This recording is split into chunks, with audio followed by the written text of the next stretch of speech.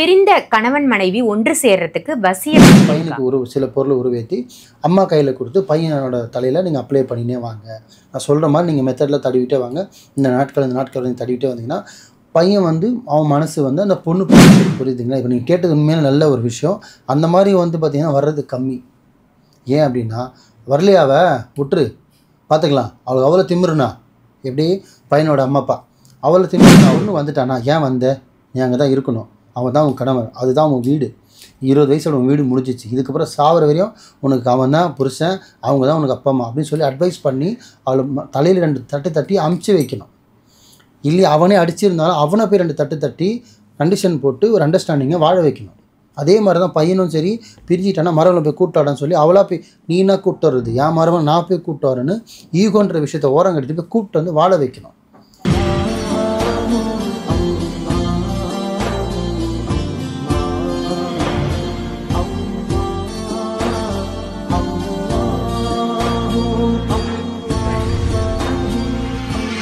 மறுஜென்ம அனைவருக்கும் அன்பான வணக்கங்கள். புழல் காவாங்கரை MM டவர்ஸ்ல இருக்கக்கூடிய மாலிக் பாய் அவர்களை தான் சந்திக்க வந்திருக்கோம். வணக்கம் பாய். வணக்கம்மா பாய். இன்னைக்கான டாபிக் என்ன அப்படின்னா, பிரிந்த கணவன் மனைவி ஒன்று சேர்றதுக்கு வசிய மை இருக்கா? பிரிந்த உறவில் சேர்த்து வைக்கிறது தான் நம் ஸ்பெஷலே. மக்கள் அப்படி தான் உங்களுக்கு பேரே கொடுத்துருக்காங்க, டைட்டில் கார்டு மாதிரி. ஆக்சுவலி வந்து பார்த்திங்கன்னா பிரிஞ்ச உறவு வந்து பார்த்திங்கன்னா அதில் நிறைய வகைகள் இருக்குது, சரிங்களா? நிறைய வேலைப்பாடும் இருக்குது. இப்போ நானே பார்த்தீங்கன்னா இப்போ கணவன் மனைவி பிரிஞ்சிருக்காங்க, மனைவி வராங்க, கணவனை வர வச்சு கொடுக்கணும்னா அதையும் வர வச்சு கொடுக்கலாம், சேர்த்துடலாம். இல்லை கணவர் வர மனைவியை சேர்த்து வைங்கன்னா அதுவும் தகுடு மூலிமா செஞ்சும் சேர்த்துடலாம், தகுடு மூலிமா செஞ்சும் கொடுக்கலாம்.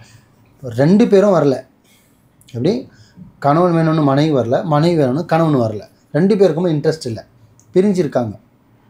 ஆனால் பொண்ணோட பொண்ணோட அப்பா அம்மாவுக்கு பொண்ணை வந்து மருமக கூட சேர்க்கணுன்னு ஆசை இருந்தால், பொண்ணு மனசை மாற்றணும் அப்படின்னா அதுக்கு தகுடு மூலிமாவும் செய்யலாம். அதே பொண்ணுக்கு தகுடு மூலிமா செஞ்சால் தெரிஞ்சிடும்னா அந்த கணவரோட பேர் ஃபோட்டோஸ் டீட்டில் வாங்கி சில விஷயம் உருவேற்றி அந்த மையை வந்து யார் பெற்றவங்க கையில் கொடுத்து இது பொண்ணோட தலையில் நான் சொல்லும்போது நீங்கள் தடவிக்கிட்டே வாங்க, பொண்ணுக்கு வந்து பையனோட சேரணுன்ற எண்ணம் வரும், பண்ணலாம். அதே மாதிரி பையனை பெற்றவங்க வராங்க, எனக்கு மருமகளை கூப்பிட்டு வரணும், பேரன் பிள்ளைலாம் வீட்டுக்கு வரணும், பொண்ணு வரத்துக்கு ரெடியாக இருக்கா, ஆனால் என் பையன் வேணான்றான், என் பையன் மருமகளை அவாய்ட் பண்ணுறான், 2 பேருக்குள்ளே ஒரு அண்டர்ஸ்டாண்டிங் இல்லை, பிரிஞ்சு வாழ்ந்துட்டுருக்காங்க, ஆனால் என் பையன் வந்து மருமக ரெடியாக இருக்கான்னு சொன்னாங்கன்னா அப்போ பையன் நமக்கு தேவை. அப்போ பையனோட ஃபோட்டோஸ் டீட்டெயில்ஸ்லாம் வச்சு அதே மாதிரி அந்த பொண்ணோட டீட்டெயில்ஸ் வாங்கி அதே மாதிரி பையனுக்கு சில பொருளை உருவேற்றி அம்மா கையில் கொடுத்து பையனோட தலையில் நீங்கள் அப்ளை பண்ணினே வாங்க. நான் சொல்கிற மாதிரி நீங்கள் மெத்தடில் தடவிட்டே வாங்க. இந்த நாட்கள் நீங்கள் தடவிட்டே வந்தீங்கன்னா பையன் வந்து அவன் மனசு வந்து அந்த பொண்ணு பக்கம் திரும்பும். எப்படி நம்ம மனைவிட்ட பேசுவோம், பழகுவோம், ஒன்று சேருவோம், லைஃப் லாங் ட்ராவல் பண்ணுவோம், அவளை கூப்பிடுவோம் அப்படின்ற மாதிரி ஒரு தாட் வரும். இப்போ 2 பேரும் வந்து கணவன் மனைவி வர்றது வந்து பேசிக்கு. ரெகுலராக ஒரு நாளைக்கு 20-30 பேர் வருவாங்க, எனக்கு கணவர் வேணும், அவரை வர வைக்கணும், மனைவி வேணும், வர வைக்கணும்னு சொல்லி வர்றது. ஆனால் இந்த 2 கப்பல் பிரிஞ்சு இருக்காங்க, கல்யாணம் 3 மாதம் ஆகுது, 6 மாதம் ஆகுது, 1 வருஷம் ஆகுது, 5 வருஷம் ஆகுது, 10 வருஷம் ஆகுது, இல்லை பிரிஞ்சு ஒரு வருஷத்துக்குள்ளே இருந்து 2 வருஷத்துக்குள்ளே இருந்தால், அதிகபட்சம் பிரிஞ்சு 3 வருஷத்துக்குள்ள இருந்தால் கூட சேர்த்துடலாமா.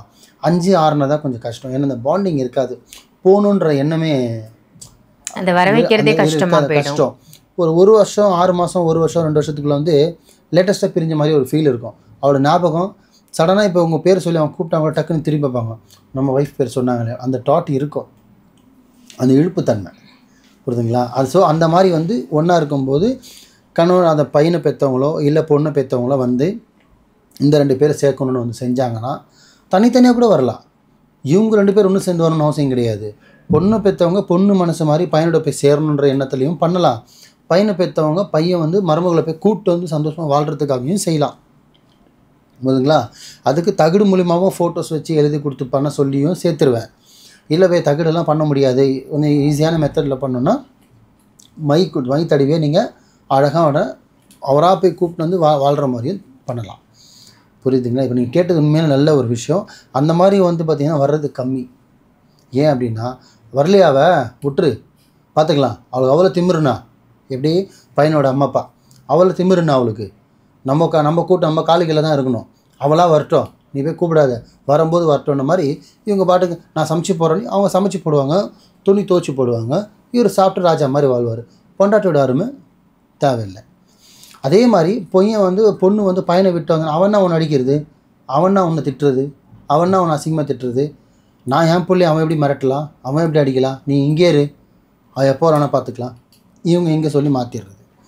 அப்போது உங்களை ஒரு சண்டை போட்டு ஒரு கப்பல் வந்து சடனாக பிரிஞ்சு வராங்கன்னா அந்த எதனால் வராங்க, எதனால் பிரிஞ்சாங்க, அது என்ன விஷயம், முதல்ல அவள் என்ன சொல்ல வரா, என்ன நடந்தது அப்படின்னு ஒருத்தருக்கு ஒருத்தர் தெரியாமல் முதல்ல நீங்கள் மீட் பண்ணி விஷயத்தை கேதர் பண்ணணும், தெரிஞ்சுக்கணும். அப்போ இவங்களுக்குள்ளே வந்து இந்த விஷயம் தான் நடந்திருக்கு, இதனால் சண்டை வந்திருக்கு, இதனால் பிரிஞ்சிருக்காங்கன்னு அதை நீங்கள் சால்வ் பண்ணி 2 பேர் சேர்க்கணுமே தவிர வரவில் வந்து இன்னும் நீங்கள் பூஸ்ட் பண்ணி அவள் தனியாக வேலைக்கு போய் சம்பாரித்து சாப்பிட்ற அளவுக்கு மனநிலைக்கு கொண்டு வந்துடுறீங்க. இவன் வந்து பொண்டாட்டி வேணா, பிள்ளைங்க வேணா, தாய் சமைச்சு போடுறா, துணி துவைச்சி போடுறா, வேற என்ன வேணும், ஆம்பளைக்கு வருமானம் இருக்குது, ஃப்ரெண்ட்ஸ் இருக்காங்க, துணி துவைச்சி போகிறாங்க, சாப்பாடு செஞ்சு போகிறாங்க, எல்லாமே கிடச்சிருச்சு. அப்புறம் எப்படி தேவைப்படும்? ஆல்ரெடி மெசேஜ் பண்ணால் 2 செகண்டில் சாப்பாடு வந்துடுது, அந்த மாதிரியே ஆயிடுச்சு இப்போது.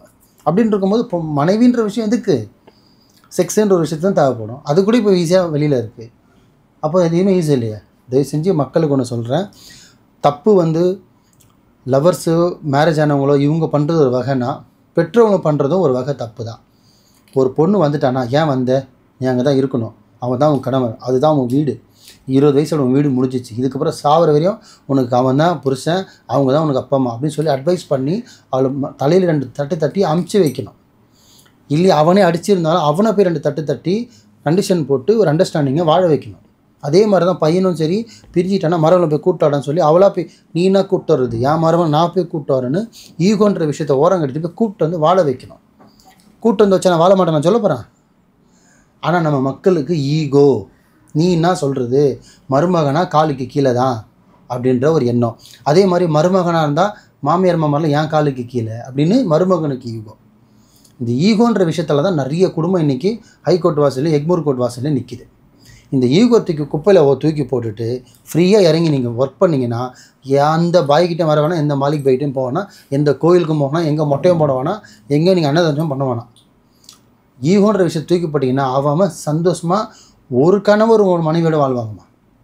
இந்த ஈகோன்னு ஒரு விஷயத்தை கொண்டு வந்துட்டு எல்லாமே கொலாபரேஷன் மாதிரி கொலாப்ஸில் போகும். நான் தயவு செஞ்சு மக்களுக்கு சொல்கிறேன், விட்டு கொடுத்து வாழுங்க, வாழ்க்கை என்ன சொல்கிறது சூப்பராக இருக்கும். அவ்வளோதான் வச்சிங்களேன். யாருக்கும் கை கட்டி பதில் சொல்ல அவசியம் கிடையாது.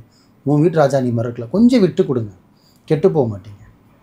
யாராருக்கும் விட்டு கொடுக்குறீங்க, கட்டின பொன்னாடியாக விட்டு கொடுங்க, புருஷனுக்காக விட்டு கொடுக்குங்க, வாழ்க்கை நல்லாயிருக்கும். பாய், இப்போ நீங்கள் சொன்ன மாதிரி இப்போது கணவன் மனைவி 2 பேரும் வரல, அவங்க குடும்பத்தார் வராங்கன்ற பட்சத்தில் அந்த பெண்ணினுடைய என்னென்ன மாதிரியான திங்ஸ் எல்லாம் எடுத்துகிட்டு வரணும்? ஃபோட்டோஸு, காலடி ஃபோட்டோஸு, துணி, முடி, அதுவே போதும். பேர் அதே மாதிரி பையனுக்கும் போதும், அது போதும். ஓகே, முடிச்சு தரலாம். நம்பிக்கையோடு பண்ணாங்கனாலே போதுமா. முதல்ல 2 பேர் சேரணுன்ற எண்ணம் அவங்களுக்கு பெற்றோர்களுக்கு இருந்தாலே போதுமா. அந்த எண்ணமே சேர்த்துருமா. எண்ணம் போல் வாழ்க்கை. நிச்சயமா ரொம்ப ஒரு அருமையான தகவலாக கொடுத்தீங்க. ஏன்னா எத்தனையோ பேர் இப்போ சின்ன சின்ன சண்டைகள்லாம் சண்டை போட்டு அதை பெருசாக்கி பிரியக்கூடிய நிலைமையில தான் இருக்காங்க. நம்மளே விவாகரத்தை பற்றி எத்தனையோ பதிவுகள் போட்டிருந்தோம் இல்லையா? உண்மை அதுதான் இப்போ இருக்கிற சூழலில் நடந்துட்டு இருக்கு. அது அந்த மாதிரி பிரச்சனைகள் வரக்கூடாது, எல்லாரும் சேர்ந்து சந்தோஷமாக வாழணும்னு ரொம்ப ஒரு அருமையான பதிவாக கொடுத்ததற்கு நன்றி பாய். நன்றிம்மா.